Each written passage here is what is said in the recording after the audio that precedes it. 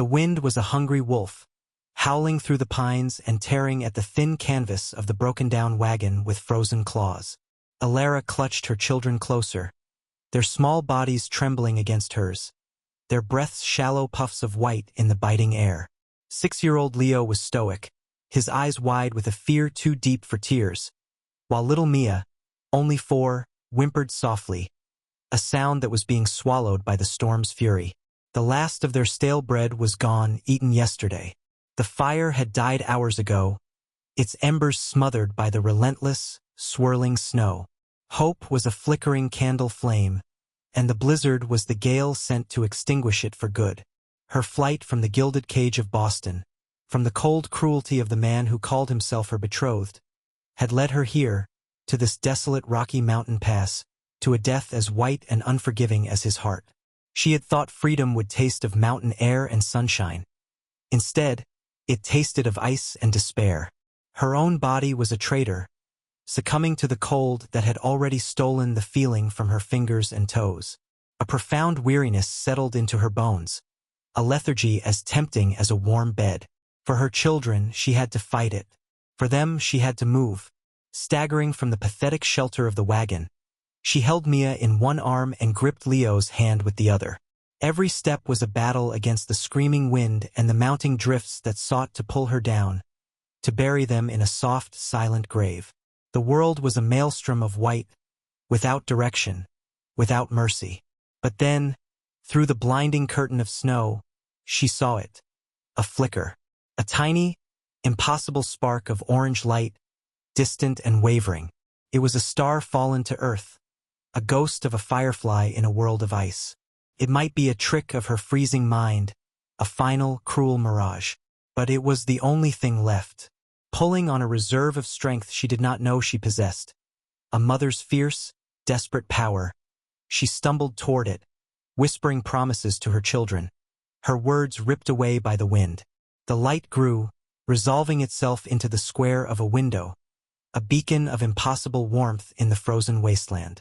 She reached the edge of a clearing, the dark shape of a cabin solid against the white chaos, and collapsed, her last ounce of strength spent.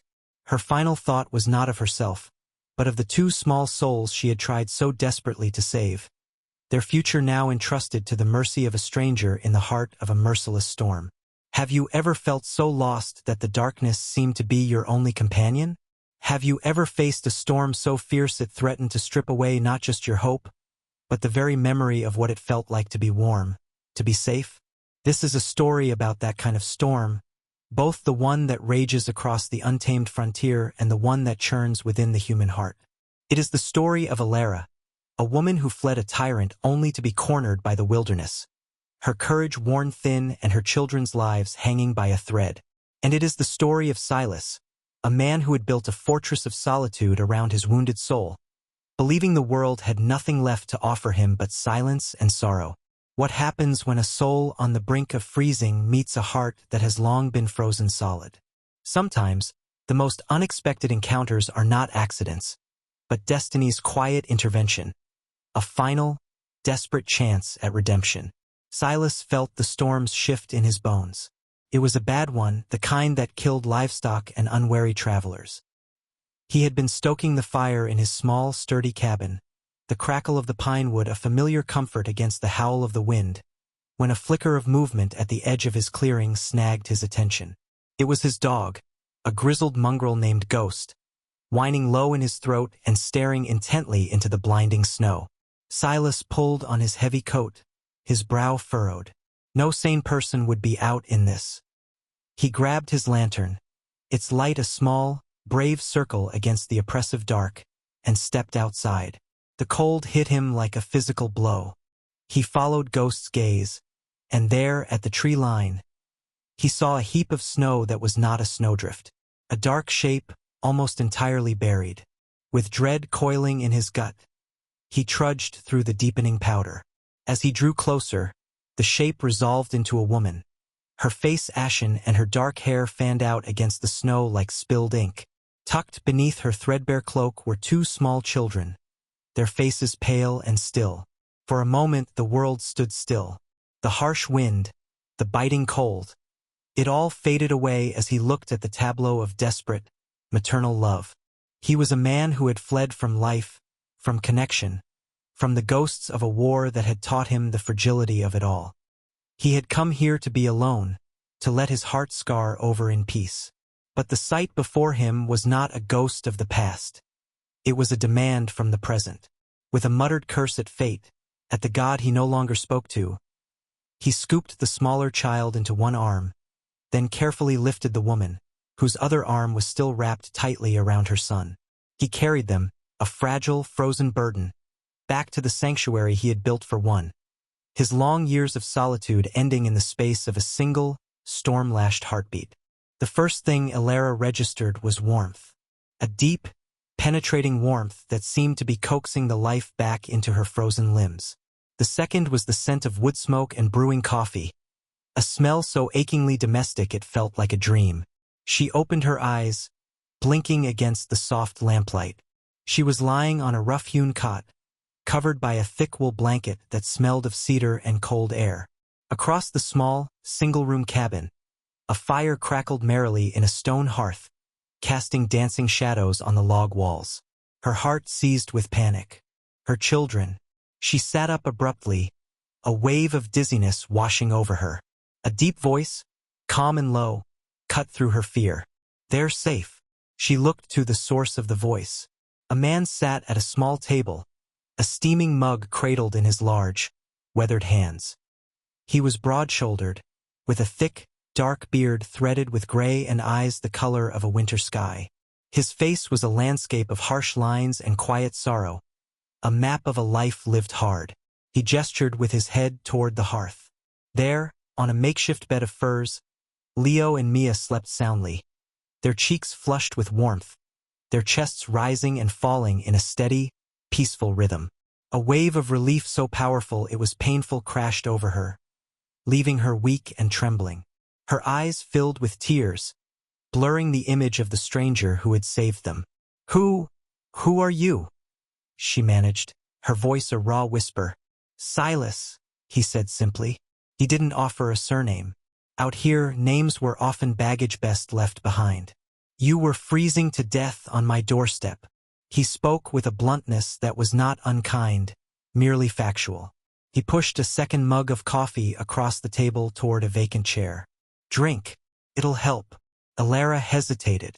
Every instinct screamed at her to be wary. She had fled one man's cruelty only to find herself utterly dependent on another's mercy.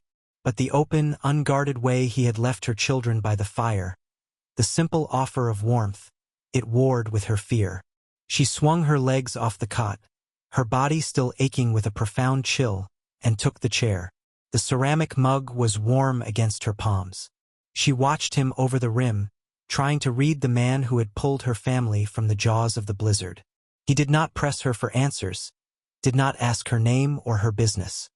He simply sat in a comfortable silence, his presence as solid and unassuming as the log walls of his home. His gaze was distant, as if he were looking at something far beyond the confines of the cabin. She saw then the wound he carried, not a physical one, but something deep within that had driven him to this isolation. It was a mirror of her own, a different kind of scar from a different kind of battle, but a wound nonetheless. "Thank you," she said, the words feeling utterly inadequate. He gave a slight, almost imperceptible nod. "Storm's not letting up. You'll be here a while." It wasn't a question or an invitation, but a statement of fact. Elara looked at her sleeping children, then at the man who had become their unlikely guardian, and knew that for now, in the heart of the wilderness, this stranger's cabin was the only sanctuary they had. The blizzard raged for 4 days, imprisoning them in the small cabin, a world unto themselves. The howling of the wind was a constant reminder of the death they had so narrowly escaped, and the warmth of the fire a constant testament to their mysterious rescuer. An unspoken routine began to form, a quiet dance of shared existence. Silas would rise before dawn, his movements quiet and economical as he tended the fire and went out to check on his meager livestock in the lean-to. He would return with a dusting of snow on his shoulders, his presence filling the small space, yet he somehow made himself unobtrusive. Elara, in turn, took over the domestic tasks. She swept the rough-planked floor, cooked simple meals from his stores of dried meat, beans, and flour, and mended the children's worn clothes with a needle and thread she found in a small wooden box. Leo and Mia, after an initial period of shyness, began to thaw. They were fascinated by this large, quiet man. Leo would watch, mesmerized, as Silas sharpened his knives with a whetstone, the rhythmic scrape of steel on stone a comforting sound. Mia, bolder, would sometimes toddle over to him and peer up into his formidable beard, her head cocked with a child's fearless curiosity. Silas, for his part, seemed unsure how to interact with them. He was not a man accustomed to the bright, chaotic energy of children. Yet, small kindnesses bloomed in the space between them. One afternoon, while the storm was at its peak, Silas sat by the fire, a block of pine wood and a knife in his hands. Without a word, he began to carve. Elara watched as, under his calloused, surprisingly nimble fingers, the block of wood slowly transformed. An hour later, he silently handed a small, perfectly carved wolf to Leo. The boy's eyes went wide with wonder. He clutched the small totem as if it were a priceless treasure. Later that evening, Elara noticed Silas drape his own thickest bearskin over the children's sleeping forms, leaving himself with a thinner, less warm blanket. He did it without fanfare, believing no one was watching. But Elara saw. She saw the deep, guarded kindness that lay beneath the stoic, solitary exterior. She was beginning to see the man, not just the mountain hermit. One evening, as she was washing the tin plates from their supper, he spoke, his voice startling her in the quiet. "You're a long way from wherever you came from," he stated, his gaze fixed on the fire. It was the first time he had broached the subject of her past. She paused, her hands still in the warm water. "Yes," she said softly. "A very long way." He didn't push. He simply nodded, accepting her reticence. In his silence, she found a strange kind of safety. He was not trying to possess her story, to pry it from her. He was allowing her the dignity of her secrets.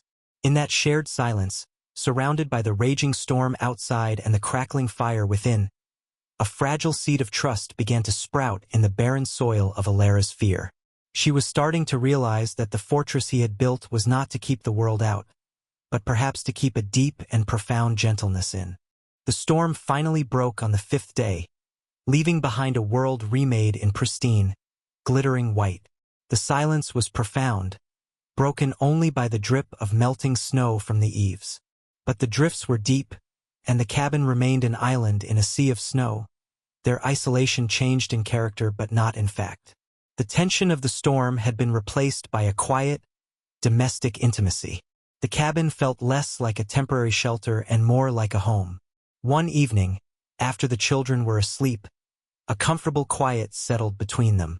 Elara was mending a tear in Leo's shirt by the firelight, and Silas was cleaning his rifle, the methodical click and slide of the mechanism a familiar, almost soothing sound. It was Elara who broke the silence this time.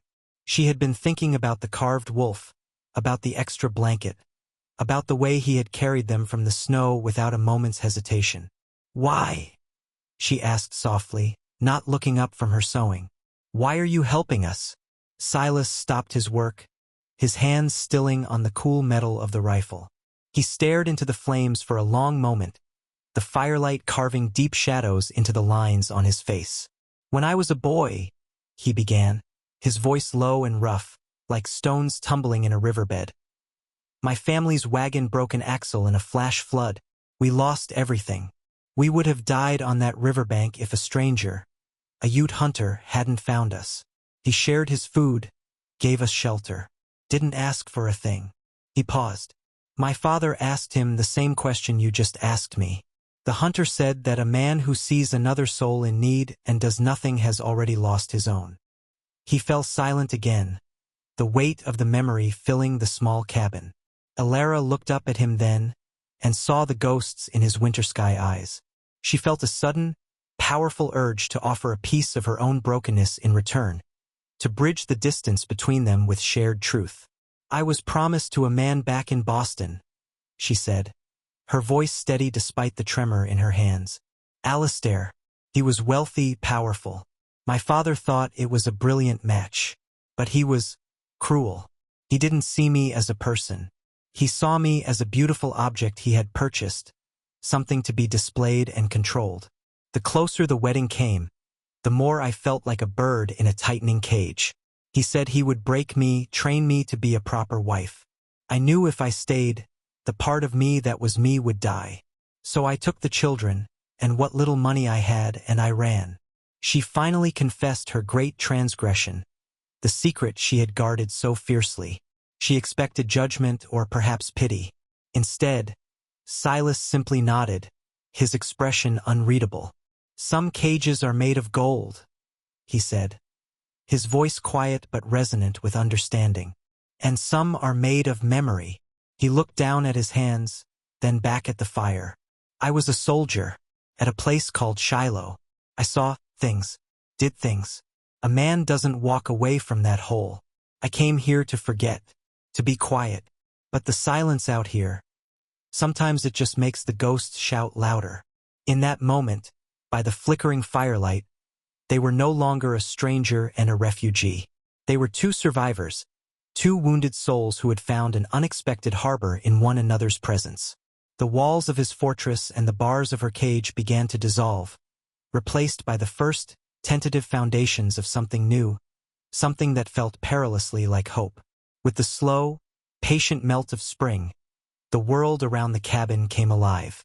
The stark white of the snow gave way to the tender green of new grass and the vibrant pastels of mountain wildflowers. The air grew soft and smelled of damp earth and pine.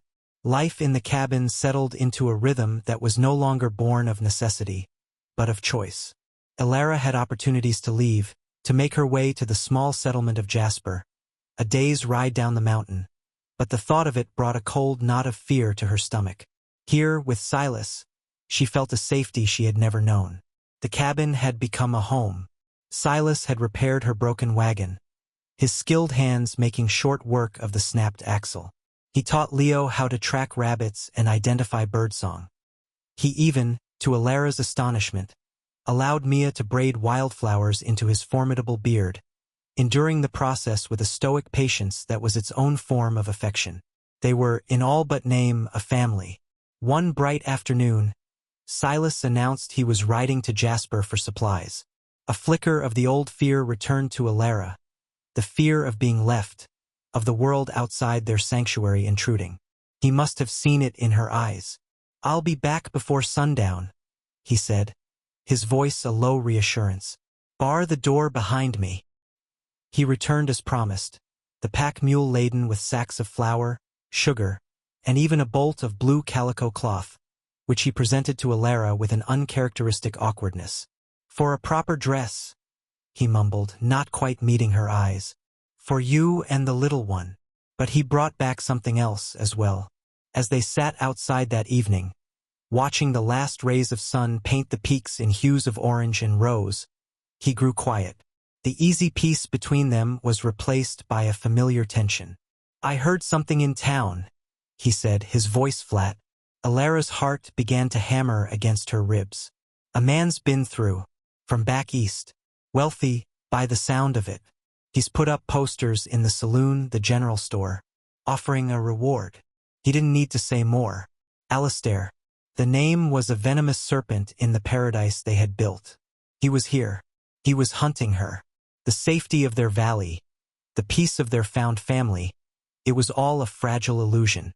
The real world, with all its greed and cruelty, had found them. "He's asking about a woman," Silas continued, his voice hardening.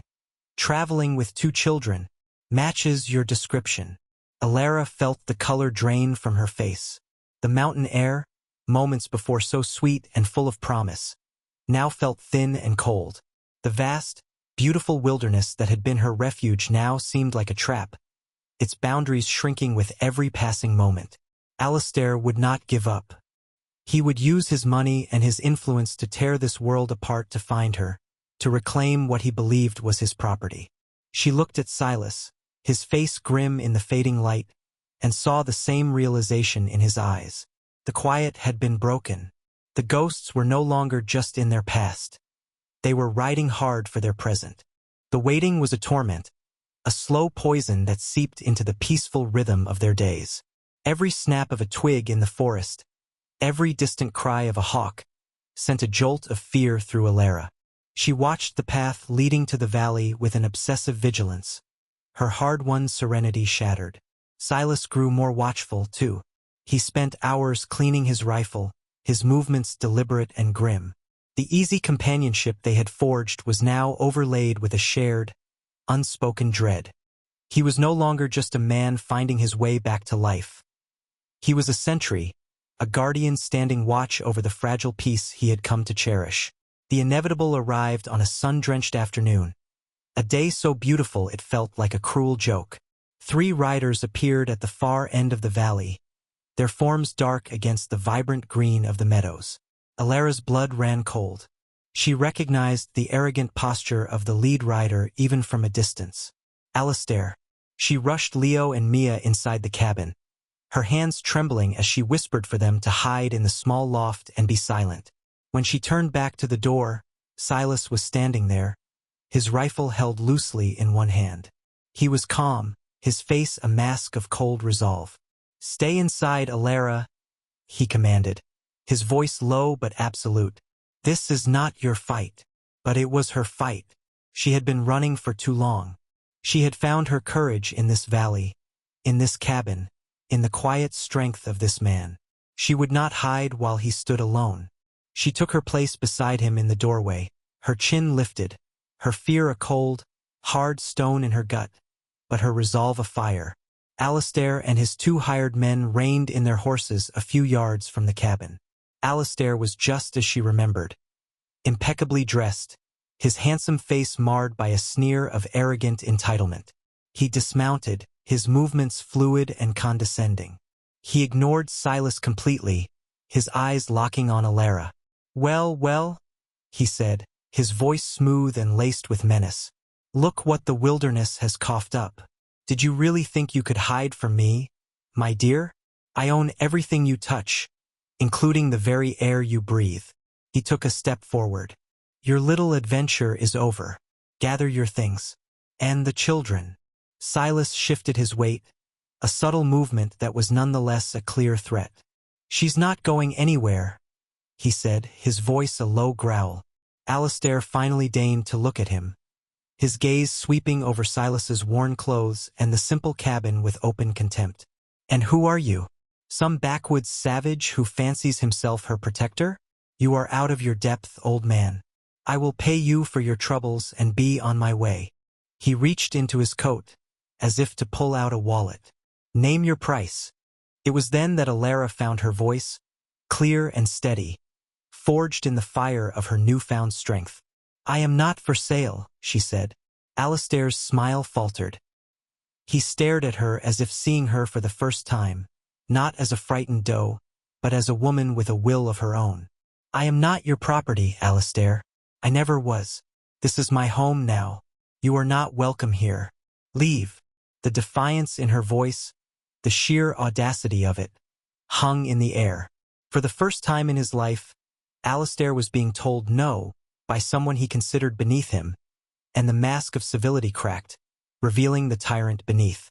Alistair's face contorted with rage, the smooth veneer of the gentleman vanishing to reveal the brutish core beneath. "You insolent little," he snarled, taking another aggressive step forward. "You will learn your place." Before he could take another, Silas moved.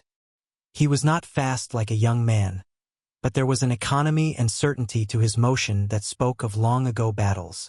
He didn't raise the rifle to fire.